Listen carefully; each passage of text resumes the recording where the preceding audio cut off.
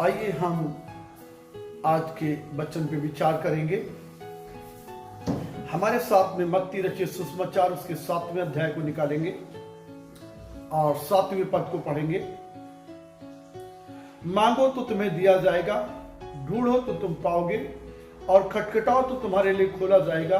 क्योंकि जो कोई मांगता है उसे मिलता है, और जो ढूंढता है वो पाता है, और जो खटखटाता है उसके लिए खोला जाएगा। तुम में से ऐसा कौन मनुष्य है कि यदि उसका पुत्र उससे रोटी मांगे तो वह उसे पत्थर दे, या मछली मांगे तो उसे सांप दे?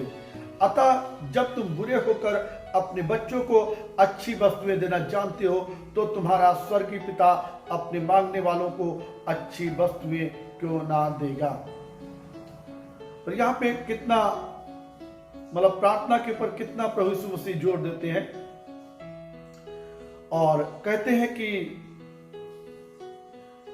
9 पद में, तुम में से ऐसा कौन मनुष्य होगा यदि उसका पुत्र उससे रोटी मांगे तो वह उसे पत्थर दे, या मछली मांगे तो उसे सांप दे।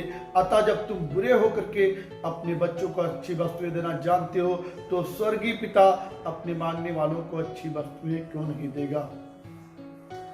पहली बात यह है कि हमें प्रार्थना स्वर्गीय पिता से करना है। वो सर्वशक्तिमान परमेश्वर है, उनके लिए कुछ भी असंभव नहीं है।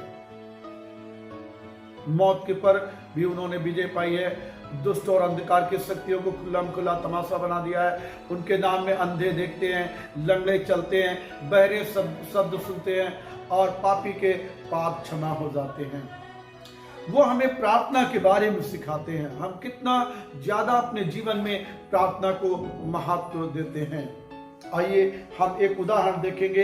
ये पहला इतिहास और उसका 4 अध्याय उसके 9 वचन में ये उदाहरण मिलता है। याबेस का है। लिखा है कि याबेस अपने भाइयों से अधिक प्रतिष्ठित हुआ, और उसकी माता ने यह कहकर उसका नाम याबेस रखा, मैंने इसे पीड़ित होकर उत्पन्न किया है। अब यहाँ पे हम पढ़ते हैं, जो याबेस नाम का व्यक्ति है उसके माता पिता ही कहते हैं इसको मैंने पीड़ित होकर उत्पन्न किया है। याबेस के नाम का मतलब ही है कि पीड़ा, और ये उसके लिए बहुत ही दुख और दर्द का विषय था। याबेस ने इस्राएल के परमेश्वर को ये कहकर पुकारा, भला होता कि तू मुझे सचमुच आशीष देता और मेरा देश बढ़ाता, और तेरा हाथ मेरे साथ रहता, और तू मुझे बुराई से ऐसा बचा रखता कि मैं उससे पीड़ित ना होता। और जो कुछ उसने मांगा वो परमेश्वर ने उसे दिया। कितने सुंदर बात लिखी है कि याबेस ने जो कुछ मांगा वह परमेश्वर ने उसे दिया।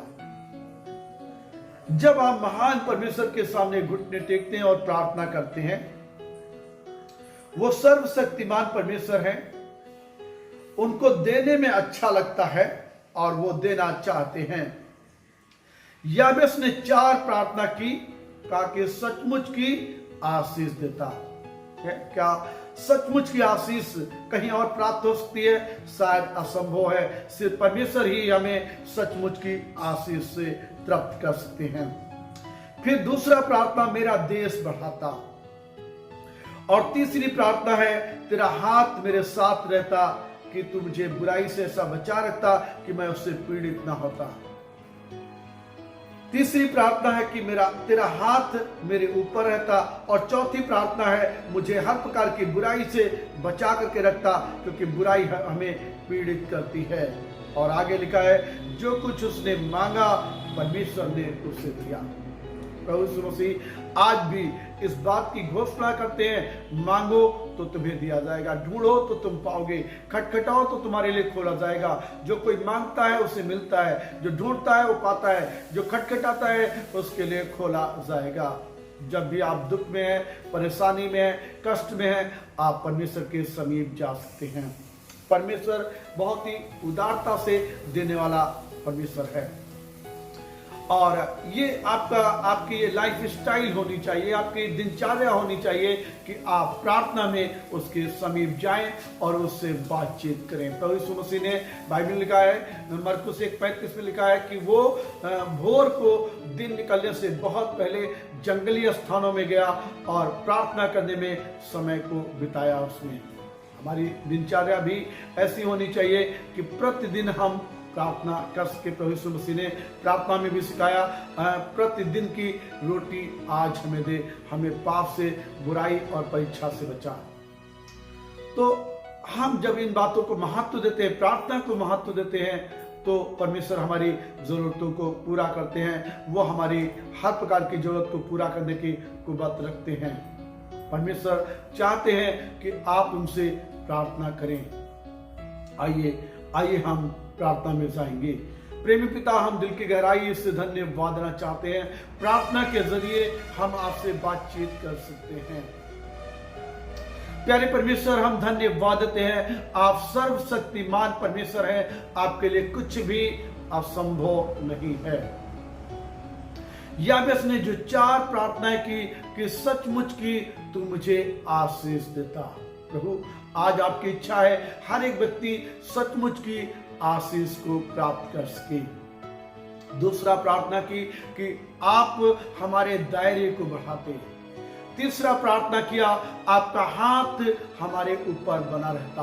और चौथी प्रार्थना, हमको हर प्रकार की बुराई से आप बचा करके रखें ताकि मैं पीड़ित ना हो जाऊं। और उसने जो कुछ प्रार्थना में मांगा परमेश्वर आपने दिया। प्यारे परमेश्वर, हमारी भी प्रार्थना है कि आप सचमुच की आशीष दें प्रभु, हमारे दायरे को बढ़ाएं प्रभु, आपका हाथ हमारे जीवन में बना रहे। और प्रभु, हमें हर प्रकार की बुराई से बचाएं क्योंकि बुराई हमें पीड़ित करती है। प्यारे परमेश्वर, हमारी प्रार्थना है आज जितने लोग इस संदेश को सुनते हैं, प्यारे परमेश्वर, मेरी प्रार्थना है वो हर प्रकार की चिंताओं और परेशानियों से छूट जाए प्रभु और सचमुच की आशीष प्राप्त करने पाए। ऐसी कृपा और दया उनके जीवन में कीजिए प्रभु। हम धन्यवाद देते हैं, यीशु के नाम से ब्लेस करते हैं, प्रभु यीशु मसीह के नाम से उनको ब्लेस करते हैं, प्रभु यीशु मसीह के नाम से ब्लेस करते हैं। और धन्यवाद के साथ में दुआ को मुक्तिदाता यीशु के नाम से मांगते हैं।